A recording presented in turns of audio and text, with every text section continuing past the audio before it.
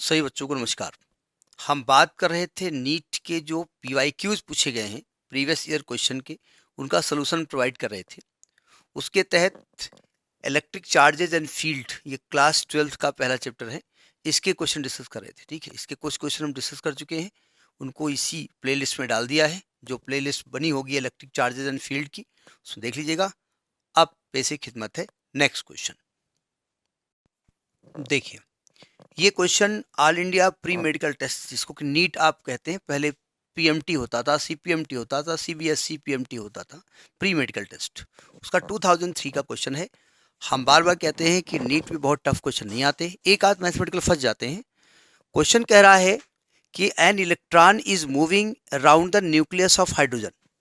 First से हमको समझ में आया कि ये हाइड्रोजन का न्यूक्लियस है और न्यूक्लियस का चार्ज Q1 है और उसके चारों ओर इलेक्ट्रॉन मूव कर रहा है और इलेक्ट्रॉन का चार्ज Q2 है। तो न्यूक्लियस का प्लस E है और Q2 माइनस E है, ये आप जानते हैं। इलेक्ट्रॉन का नेगेटिव चार्ज और न्यूक्लियस में चूंकि प्रोटॉन होता है उसका पॉजिटिव चार्ज, और इनके बीच की जो रेडियस है वो R है। तो कह रहे हैं इसमें कूलॉम फोर्स जो एक्ट कर रहा है उसको वेक्टर फॉर्म में आपसे पूछ रहे हैं, बस ये दिक्कत है। अब देखो, वेक्टर फॉर्म में पूछ रहे हैं इसलिए हम चार्ज को विद साइन लिखेंगे यहाँ पहली बात तो, और वेक्टर कैसे कन्वर्ट करेगा थोड़ा सा 11th क्लास के वेक्टर में बाद में जाएंगे। पहले हम जानते हैं कि कूलॉम फोर्स जो एक्ट करता है वो होता है 1/4 pi epsilon not Q1 Q2 upon R², ये आप जानते हैं। यहाँ पर फोर्स कैसा एक्ट करेगा, अट्रैक्शन का, तो जो फोर्स होगा वो R के अलोंग एक्ट करेगा, R के अलोंग। तो हमने पढ़ा है, अगर किसी को मैं यहाँ जब Q1 Q2 की वैल्यू रखूंगा विद साइन रखूंगा, क्योंकि आंसर विद साइन आ रहा है और वैसे वेक्टर में विद साइन रखना पड़ेगा। हम जानते हैं कि जब हम वैल्यू को वेक्टर फॉर्म में रखते हैं तो जरा 11th क्लास में याद करिए, वहाँ एक यूनिट वेक्टर हुआ करता था, इकाई सदिश। तो वहाँ था, अगर कोई इकाई सदिश ए कैप है तो इसकी value vector A upon mod of A होती है। पढ़ा है ना? नहीं याद है? पढ़ा ही होगा। अगर हम क्रॉस मल्टीप्लाई कर दें तो mod of A into A cap is equal to vector A. समझने की कोशिश करूं, यानी कि कोई मैग्नीट्यूड, यह है मैग्नीट्यूड, फोर्स की वैल्यू तो आएगी इससे। भाई जब वैल्यू रखोगे तो वैल्यू आएगी 10 न्यूटन, 50 न्यूटन, कुछ भी आएगा।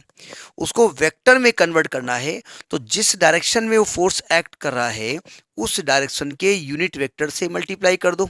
तो चूंकि आर डायरेक्शन में एक्ट कर रहा है तो हम आर कैप से मल्टीप्लाई कर देंगे। ठीक, अभी हम कैप के बारे में ये वैल्यू बता चुके हैं, अभी हम थोड़ी देर में बात करते हैं। ठीक, अब हम चार्ज की वैल्यू रखते हैं विद साइन, तो 1/4 पाई एप्सिलॉन नॉट, ये वेक्टर में कन्वर्ट हो गया।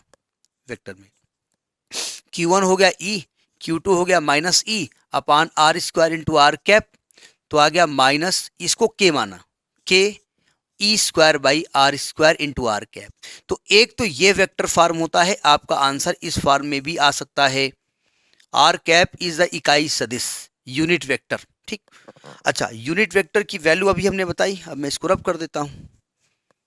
यूनिट वेक्टर की वैल्यू हमने बताई कि vector A divided by modulus, यानी कि इसको हम चाहें F is equal to minus K into E² upon R², इसको R vector upon mod of R से डिवाइड कर सकते हो।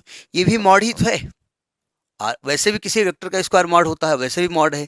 तो ये वैल्यू आ जाएगी माइनस के E² बाई R³, अगर वेक्टर नहीं चढ़ा है तो मॉड है, इंटू आर वेक्टर। तो ये आपका ऑप्शन इन्होंने दिया है। ठीक है, इसका जो ऑप्शन नंबर सही है वो आपका बी पार्ट है। तो हमने क्या कहा, इसका बी पार्ट सही है। ये all India medical pre medical test 2003 में आया था।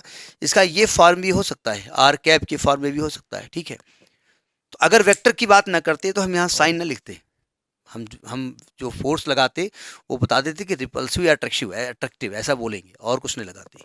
तो ये आपका क्वेश्चन हो गया जो 2003 का था। ठीक, next in the next video.